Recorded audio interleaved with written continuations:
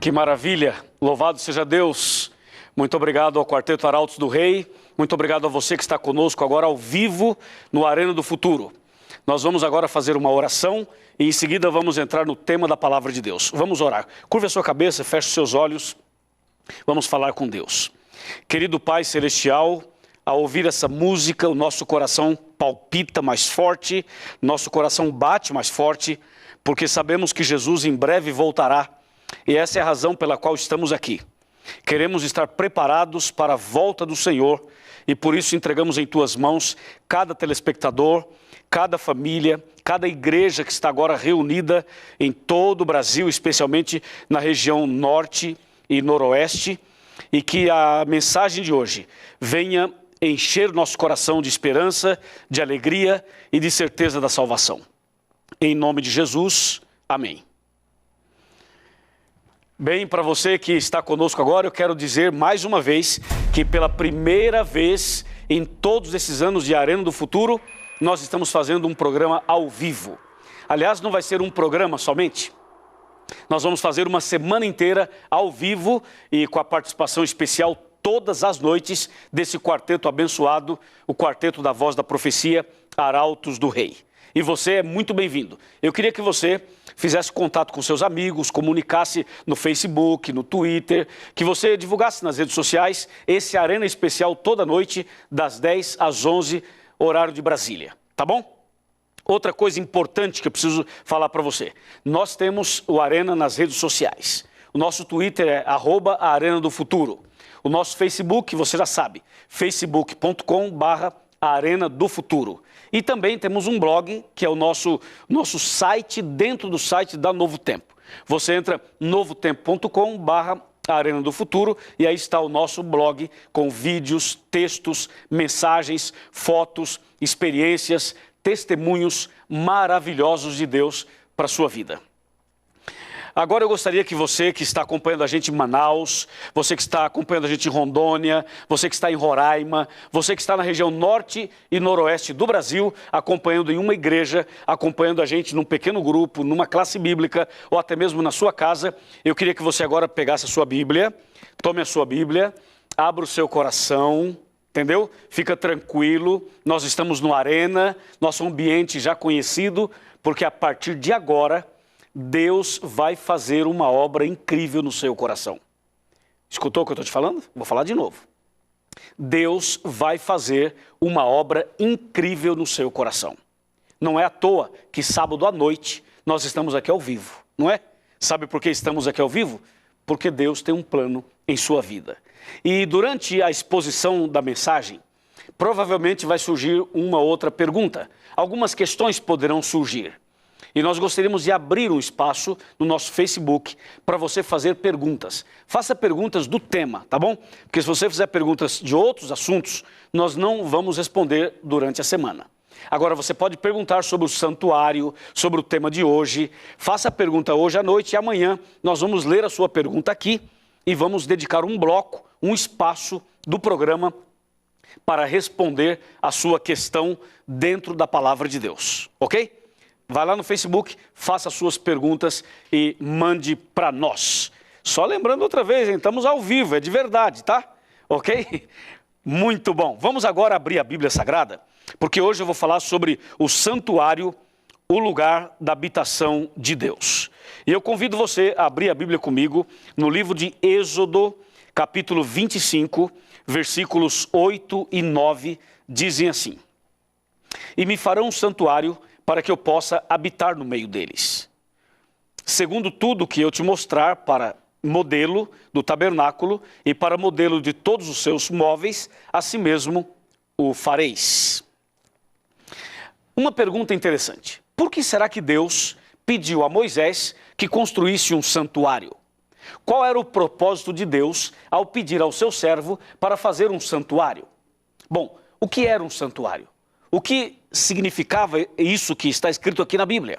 O santuário era uma tenda portátil que era montada e desmontada no deserto quando o povo de Israel saiu do Egito, da escravidão, e começou uma caminhada em direção à terra de Canaã, a terra prometida. Então Deus pediu a eles que construíssem um santuário. Mas havia uma razão muito forte para que isso pudesse acontecer, para que esse pedido fosse feito por Deus.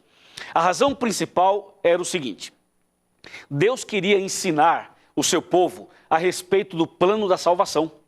Deus queria que o seu povo soubesse como seria o plano de Deus para salvar a humanidade. E para ensinar a mensagem do plano da salvação, Deus pediu a Moisés que fizesse um santuário. O santuário era como uma escola, era como uma sala de aula, onde Deus queria dar as lições do reino dos céus aos seus filhos, especialmente aos israelitas. Então Deus pede a construção desse santuário mencionado aqui no livro de Êxodo. E para que Moisés pudesse construir um santuário, Moisés precisava de um modelo, de uma planta, de uma orientação, de alguma dica mais prática. E foi exatamente isso que Deus fez. Deus mostrou um santuário em uma visão para Moisés. E o santuário que Deus mostrou, como a gente já leu no verso 9, era o santuário celestial. Você sabia que lá no céu tem um santuário? Sim, tem um santuário. E esse santuário foi mostrado a Moisés através de uma visão. E Deus disse a ele: olha, Moisés, faça o santuário aí na terra igual a esse modelo que eu estou lhe mostrando. Então o santuário terrestre, que era uma cópia ou uma réplica do santuário celestial, tinha 3 ambientes muito interessantes e distintos. O primeiro ambiente era o pátio.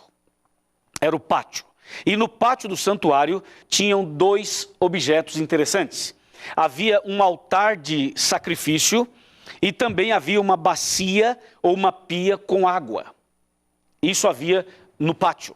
Quando se entrava no primeiro compartimento, chamado lugar santo, ali no lugar santo haviam 3 objetos curiosos e bem diferentes. Havia de um lado um castiçal com 7 lâmpadas, e aquelas lâmpadas ficavam acesas dioturnamente. Do outro lado do lugar santo havia uma mesa, e sobre essa mesa 12 pães. Era uma pilha de 6 pães e outra pilha de 6 pães. Esses pães eram magros, porque eram conhecidos como pães da proposição. Isto é, eram pães feitos sem fermento. E como você sabe, o fermento é que faz a massa crescer. E como não havia fermento, eram pães magros, 12 pães. Depois, ainda no lugar santo, havia um outro altar, que era o altar de incenso, onde o incenso era ali apresentado e ele subia como um cheiro suave para Deus. Ok? Depois, saindo do lugar santo, indo para o lugar santíssimo, havia um véu, uma cortina grande, enorme, grossa. E esse véu separava o lugar santo do lugar santíssimo. Quando se entrava no santíssimo, havia uma arca de madeira, madeira de acácia. Essa arca era revestida, coberta de ouro. E em cima dessa arca havia uma tampa, e essa tampa da arca era conhecida como propiciatório. É um nome diferente, né? Um nome bem incomum para nós, mas o nome era propiciatório, a tampa da arca. Em cima desse propiciatório haviam 2 anjos querubins feitos de ouro, e eles eram feitos curvados um perante o outro. Ok? Ali, em cima do propiciatório, entre esses 2 anjos, querubins feitos de ouro, era o local onde Deus se manifestava uma vez ao ano. A manifestação de Deus ali envolvia uma mensagem de perdão, de reconciliação, de graça e de salvação. Essa manifestação de Deus em cima do propiciatório ficou conhecida, e é conhecida até hoje, com a palavra Shekinah. A palavra Shekinah está relacionada à presença de Deus. Então Deus se manifestava ali em forma de fogo, uma vez ao ano, era o Shekinah, ok? Dentro daquela arca, segundo o livro de Hebreus, de acordo com o livro de Hebreus, capítulo 9, versos de 1 a 7, ali diz que dentro daquela arca haviam 3 objetos. Um objeto era a vara de Arão que floresceu. O segundo era o maná. E o terceiro eram as tábuas da lei, as tábuas da aliança, ou as tábuas dos 10 mandamentos. Estavam dentro desta arca. Assim você teve uma visão assim rápida, uma descrição do santuário. E essa descrição que eu acabei de fazer, ela aparece em Êxodo capítulo 25, aparece também no livro de Números e aparece também no livro de Hebreus, capítulo 9, versos de 1 a 7. Agora, notem bem que o texto que a gente leu para começar, Deus usa uma frase que a gente já leu, já mostrou para você, mas eu preciso ler outra vez o verso 8, que diz assim: e me farão um santuário para que eu possa habitar no meio deles. Essa é a frase que me chama a atenção. Essa é a frase que causa um impacto na minha vida e acho que vai causar na sua também.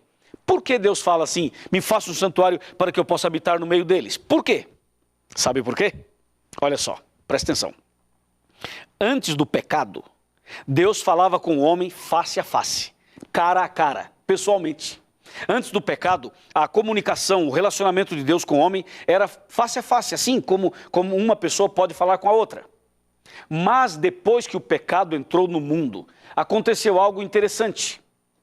Depois que o pecado entrou no mundo, o pecado trouxe coisas horríveis na vida humana, e uma das coisas mais horríveis, eu diria a mais horrível de todas, foi quando o pecado separou o homem de Deus. E o homem não poderia mais ver a face de Deus, então o homem somente ouvia a voz de Deus, somente ouvia. Mas o tempo foi passando, o pecado foi se acentuando na vida humana e chegou um momento em que o homem não poderia mais nem sequer ouvir a voz de Deus. O profeta Isaías, no capítulo 59 e no versículo 2, ele diz claramente assim: os vossos pecados fazem separação entre vós e o vosso Deus, de maneira que vos não ouça, diz o profeta. Ou seja, o pecado foi tão maléfico, mas tão maléfico, que o homem se afastou tanto de Deus, que chegou ao ponto de não ouvir mais a voz de Deus. E hoje, o homem não ouve mais a voz de Deus, sabia disso? Hoje as pessoas têm uma série de questionamentos, uma série de dúvidas com respeito se é ou não é a voz de Deus. Por quê? Porque o pecado separou o homem de Deus. Foi isso que aconteceu. Então, diante desse quadro de separação, Deus pede a Moisés que faça um santuário para que Deus possa habitar no meio deles.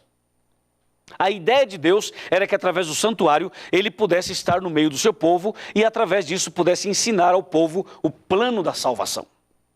O plano funcionava mais ou menos assim.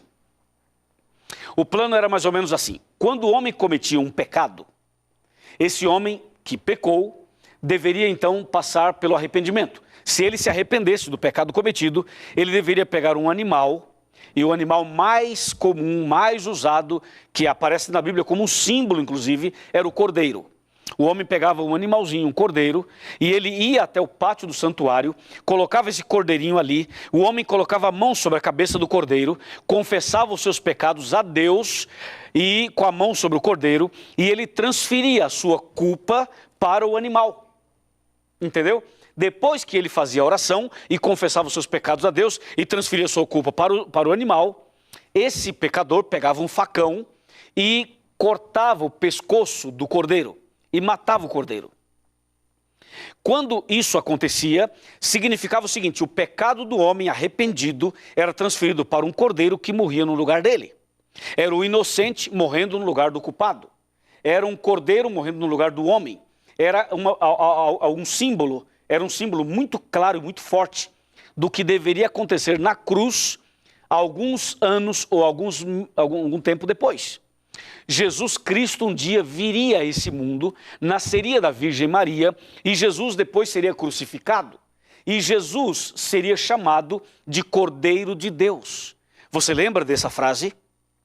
Quando você abre a Bíblia em João capítulo 1, verso 29, e você lembra que João Batista estava no Rio Jordão batizando as pessoas, aí Jesus apareceu no meio da multidão para ser batizado e falou assim: ei João Batista, ei João, eu quero ser batizado também.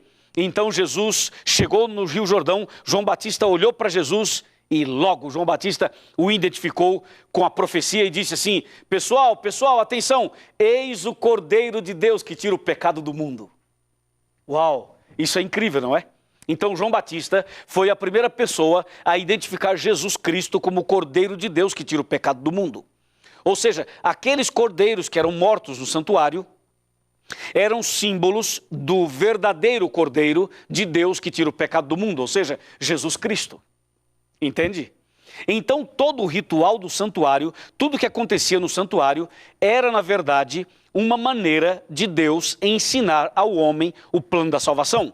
Você pode estar pensando: pastor, que injusto, um animalzinho inocente morre no lugar do homem. Eu também acho que é injusto. Aliás, eu acho não, eu tenho certeza. Como é que o homem peca, apronta, faz um monte de coisa e o bichinho que não tem nada a ver com isso morre no lugar dele? Eu também acho errado, eu também acho injusto. Como também foi injusto Jesus Cristo, que não devia nada, morrer no seu e no meu lugar, não é assim? Mas quando a gente fala injusto, a gente fala injusto do ponto de vista humano, mas não do ponto de vista divino. Porque do ponto de vista divino, as coisas são diferentes.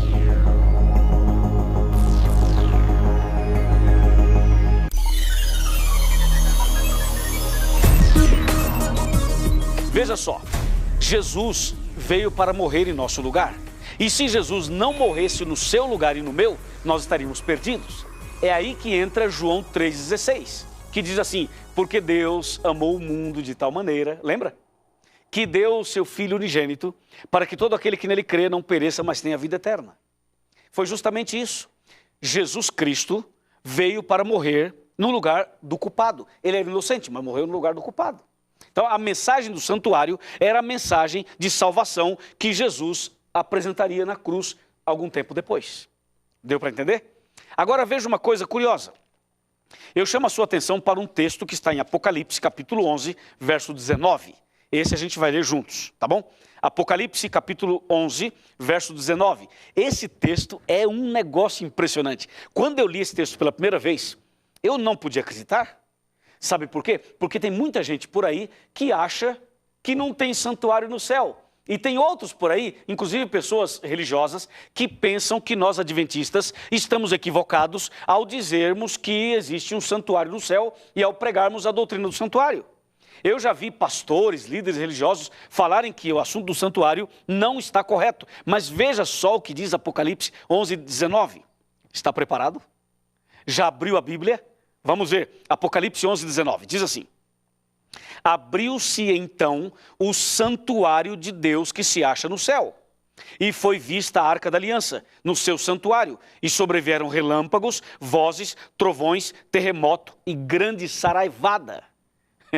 Você viu isso? Então a Bíblia afirma que lá no céu tem um santuário. Ora, se lá no céu tem um santuário, então significa que o santuário da terra é muito certo, está totalmente certo. O santuário do céu, construído por Deus, serviu de inspiração a Moisés para fazer o santuário terrestre. E para confirmar isso daqui, vamos para Hebreus capítulo 8.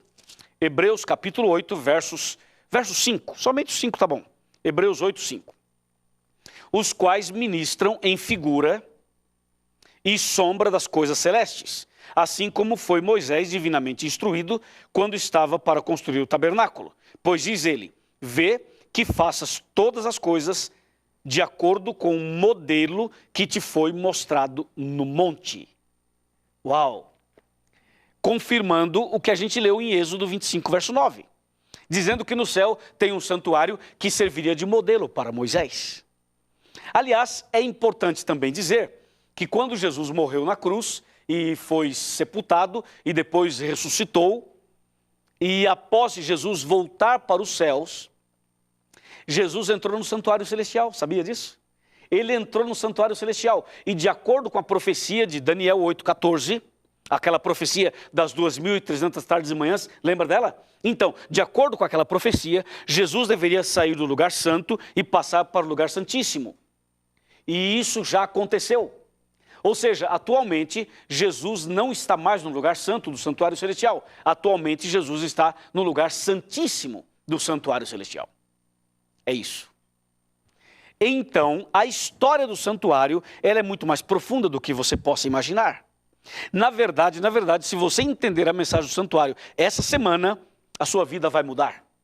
Se você compreender a mensagem da salvação de acordo com as palavras do santuário, a sua vida vai mudar, mas vai mudar mesmo. E vai mudar a vida espiritual, a vida familiar, a vida física.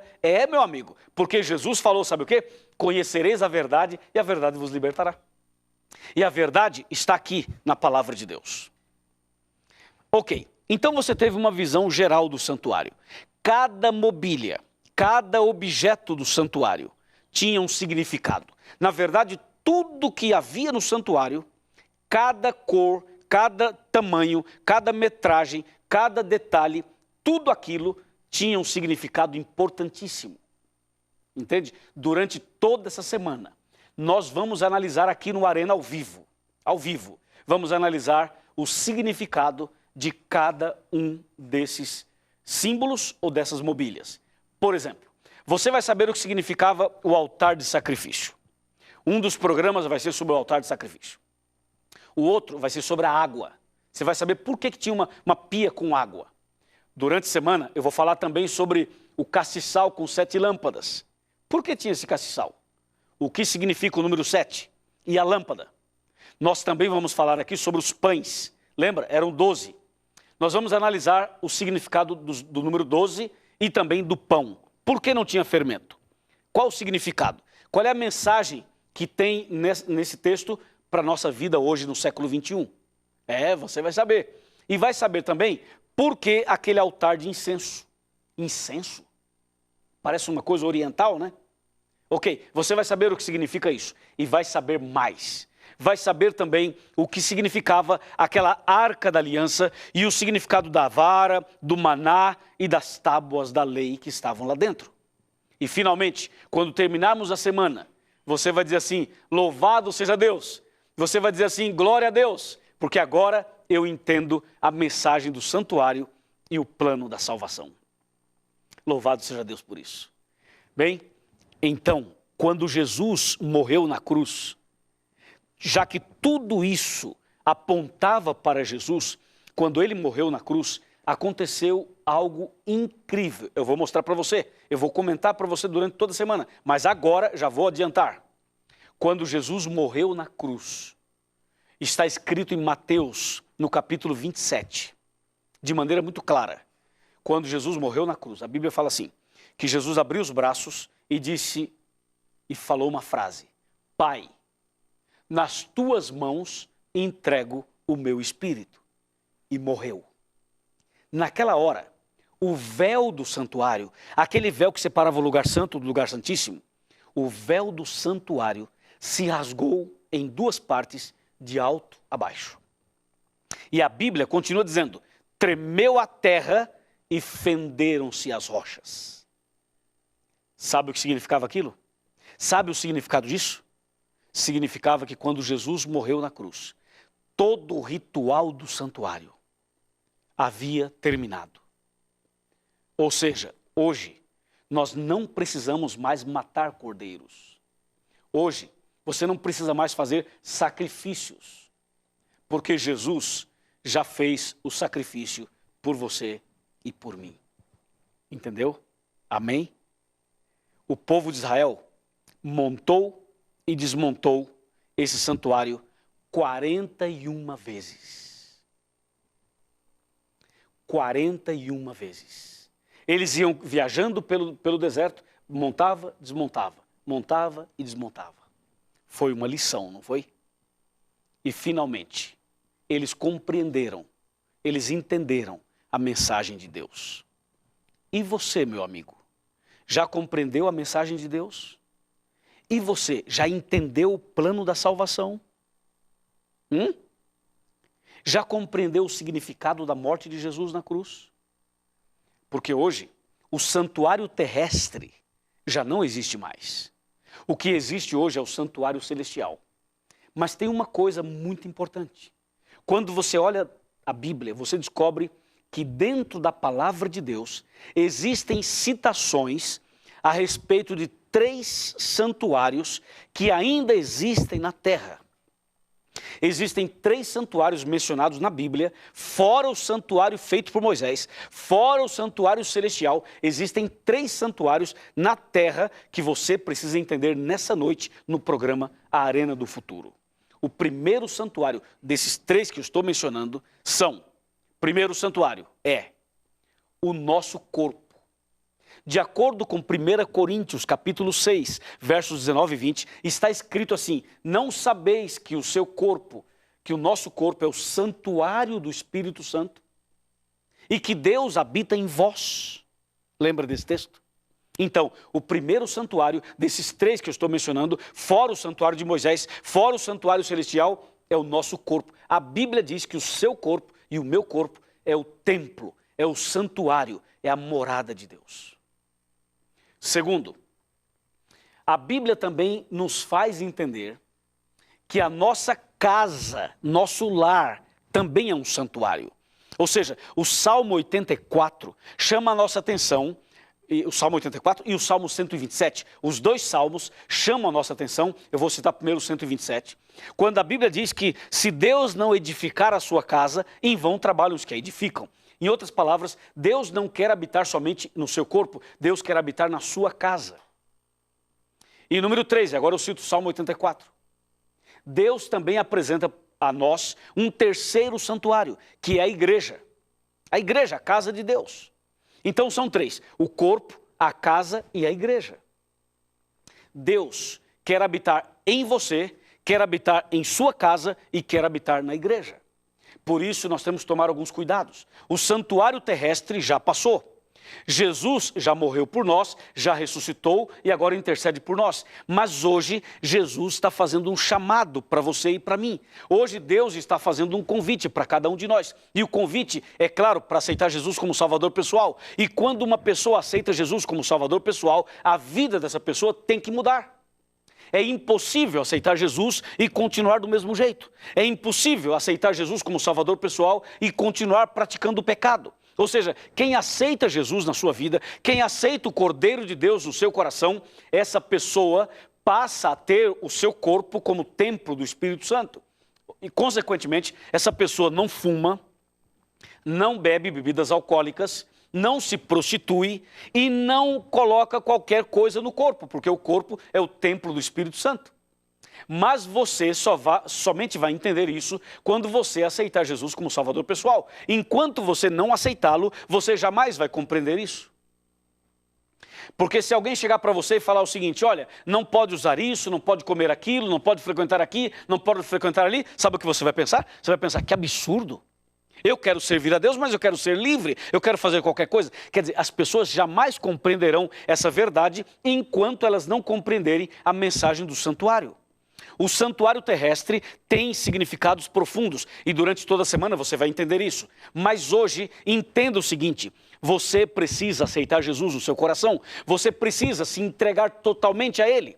E essa entrega, essa decisão que você precisa fazer, envolve exatamente esses 3 santuários que eu mencionei. O primeiro deles é o corpo. Ou seja, quando você se entregar a Jesus, o seu corpo deve ser diferente. Você não pode comer qualquer coisa, não pode beber qualquer coisa, não pode usar qualquer tipo de roupa. Tem que cuidar com a decência, com a saúde, ok? E principalmente com a vida espiritual.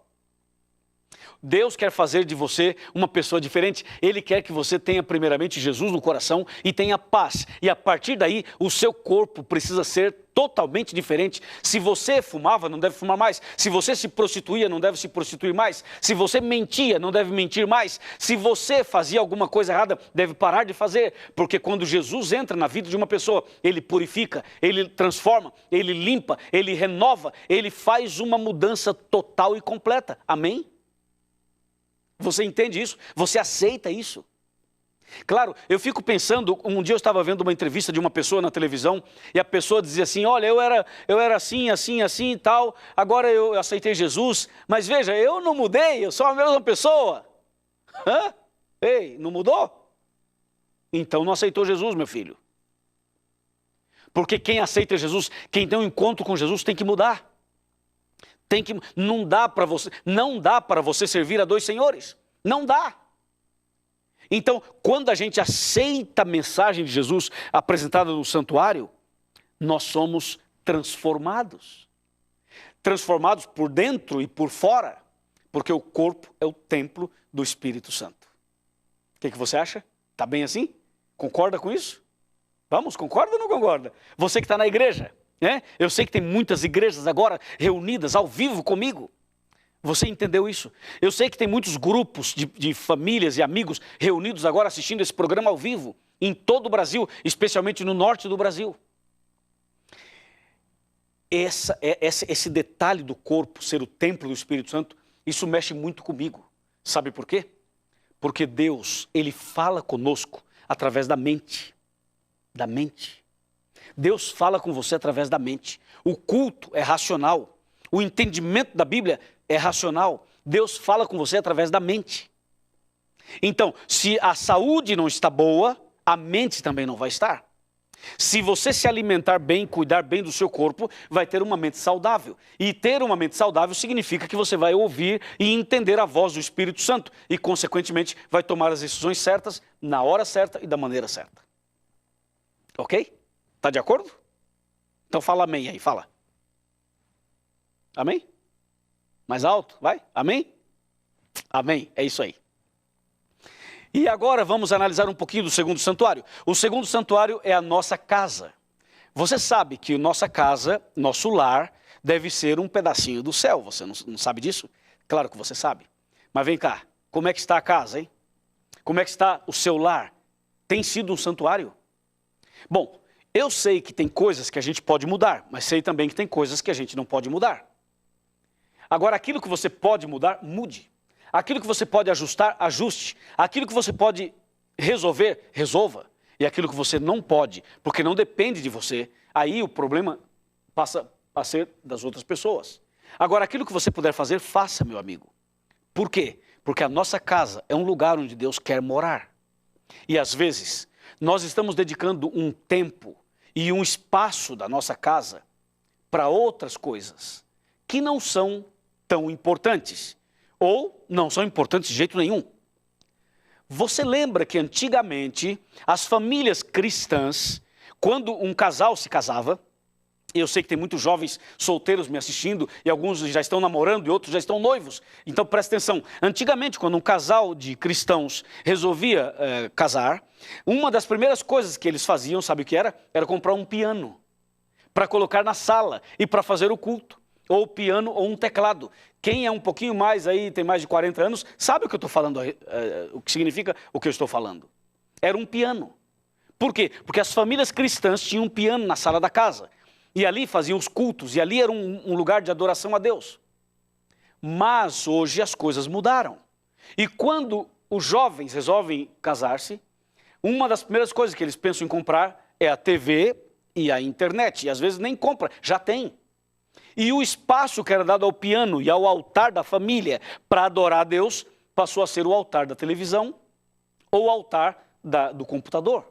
E ali a família passa muito tempo, gastando o seu tempo em coisas que não são tão importantes. Eu sei que a gente pode usar a internet e o computador, e a gente deve. Eu faço uso desse recurso, e acho que todos devemos fazer. Mas nós não podemos colocar Deus em segundo lugar. Nós não podemos dar espaço para o computador e para a televisão ou para outra coisa qualquer em detrimento da presença de Deus. Ou seja, Deus deve estar primeiro na sua vida. Como diz Mateus 6,33.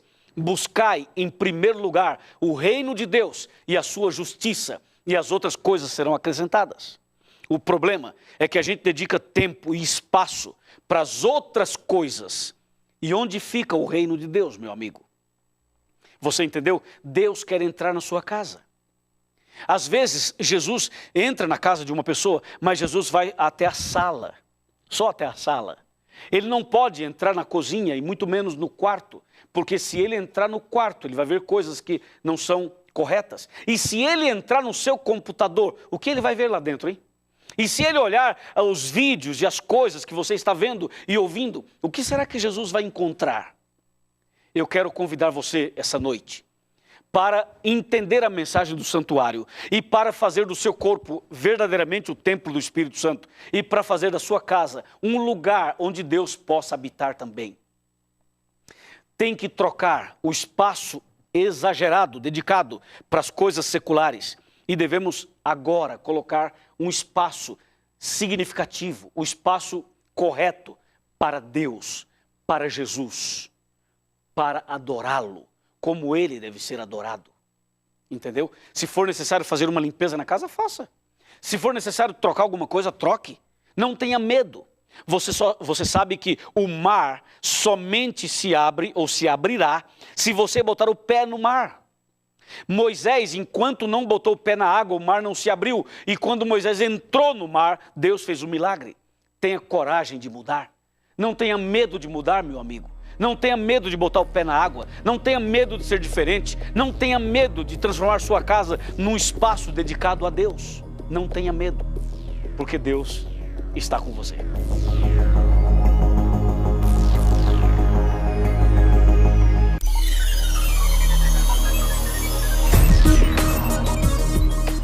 Há pouco tempo, eu estava no aeroporto de Cumbica, em São Paulo, e encontrei-me com uma família muito interessante. Eles estavam em 12 pessoas da mesma família. Eram pessoas cristãs, obviamente, que assistem o Arena e que assistem a TV Novo Tempo constantemente. Essa família me contava das mudanças que Deus realizou na vida deles. É incrível.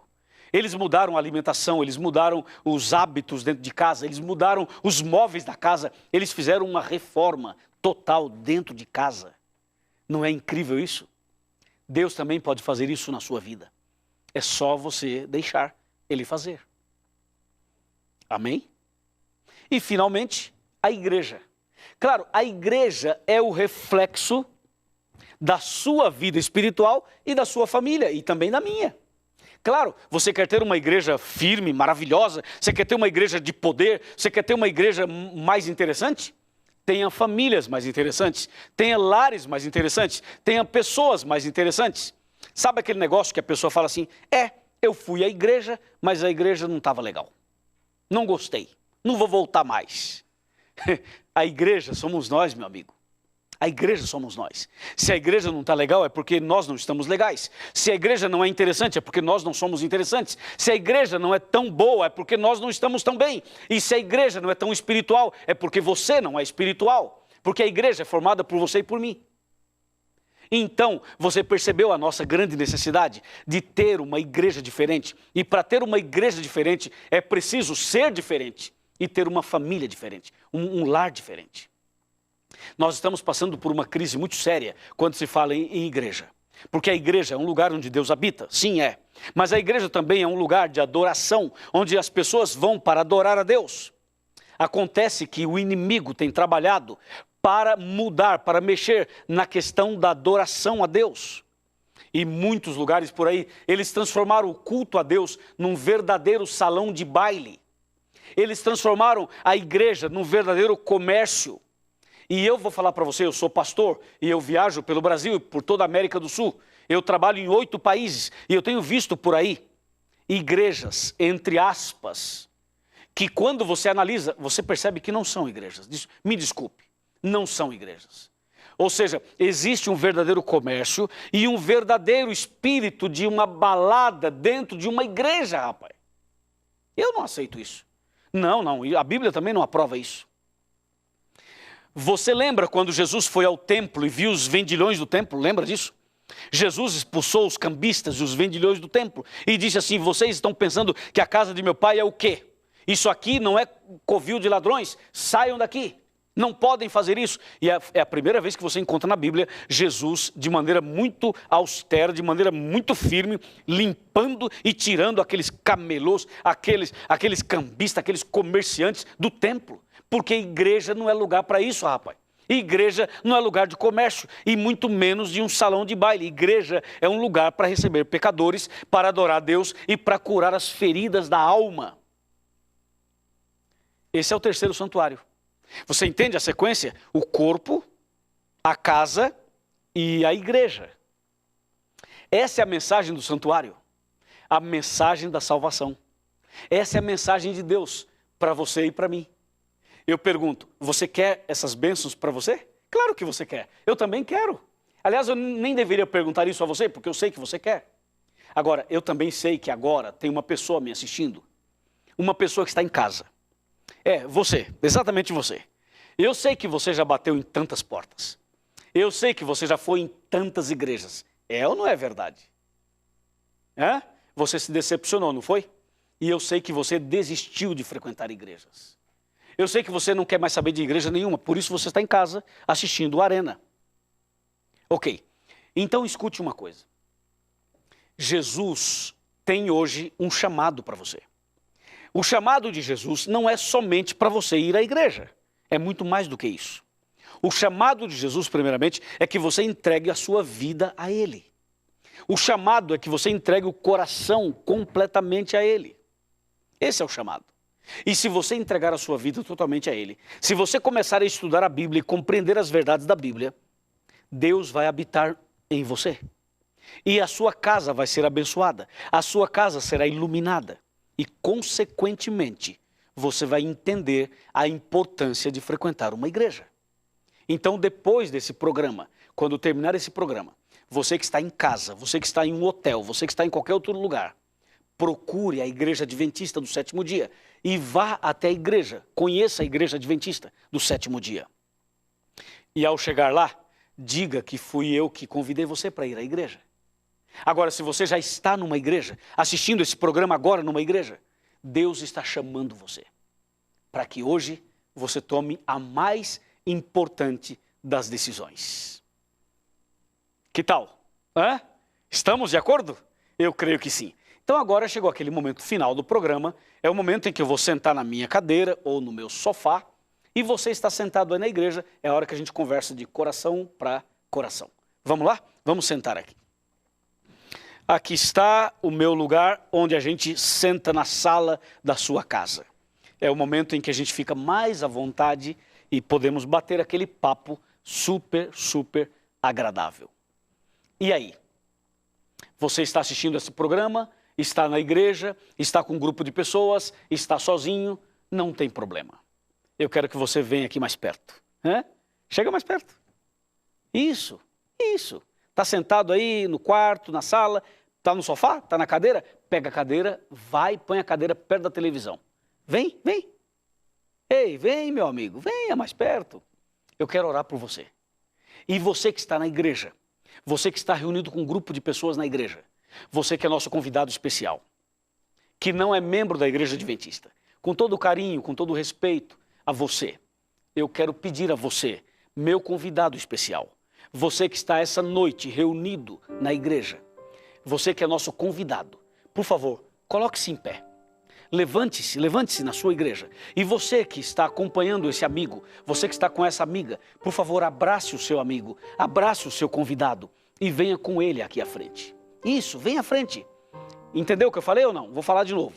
você que é o meu convidado especial, você que não é membro da Igreja Adventista do Sétimo Dia, ou você que foi membro e se afastou, está afastado atualmente, eu quero que você agora se levante, aí na sua casa, aí na igreja, aí no hotel, onde você estiver, levante-se agora, vamos meu amigo, levanta.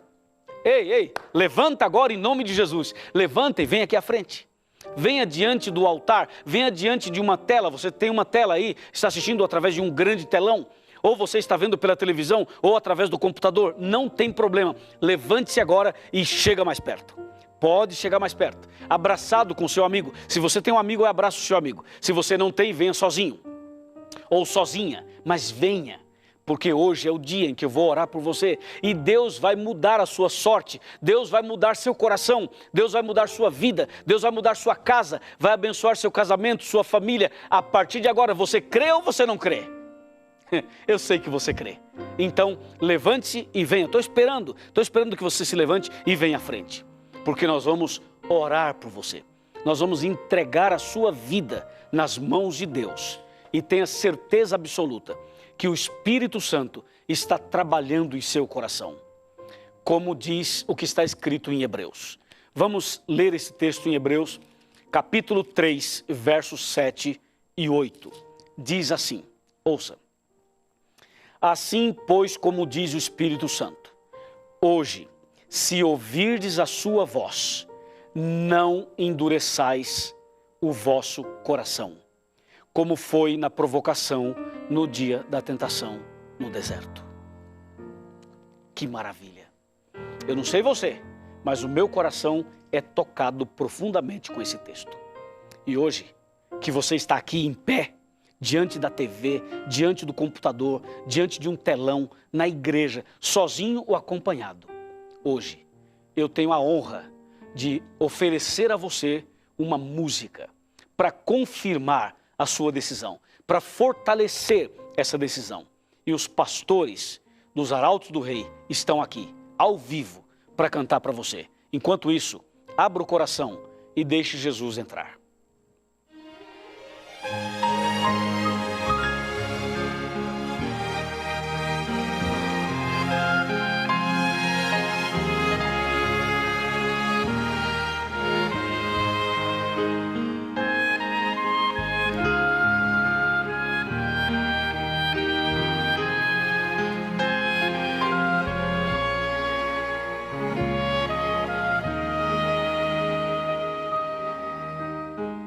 A sua entrega é total, você não pode mais adiar. Jesus chegou ao seu coração, chamou por seu nome, você atendeu. Algumas lágrimas vêm e vão lavando qualquer temor. O Santo Espírito está aqui, me abraça e lhe diz o quanto esperou. Sua vida vai desabrochar, vai sorrir, vai cantar, começando aqui e por todo sempre. O amor de Deus vai lhe acompanhar. Ele prometeu, jamais vai deixá-lo. Você não estará sozinho a vagar. Deus vai lhe amparar.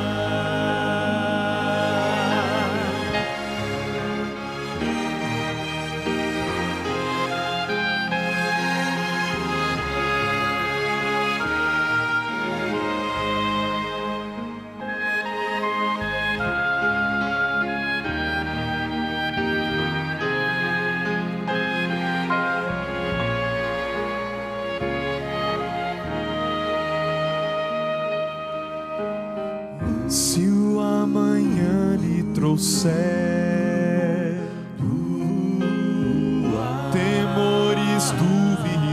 e pesar, Jesus ao seu lado vai estar para completar o que começou. Sua vida vai desabrochar, vai sorrir, vai cantar, começando aqui e por todo sempre. O amor de Deus vai lhe acompanhar. Ele prometeu, jamais vai deixá-lo. Você não estará sozinho a vagar, começando aqui e por todo sempre. O amor de Deus vai lhe acompanhar. Ele prometeu, jamais vai deixá-lo. Você não estará sozinho a vagar. Deus vai lhe amparar. Deus vai lhe amparar.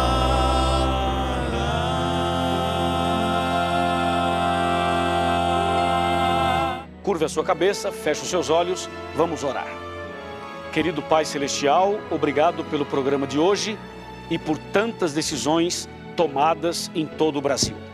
Agora, eu quero entregar nas tuas mãos essa pessoa que orou comigo, que está orando comigo, que acompanhou esse programa, que entendeu a tua mensagem e que tomou uma grande decisão.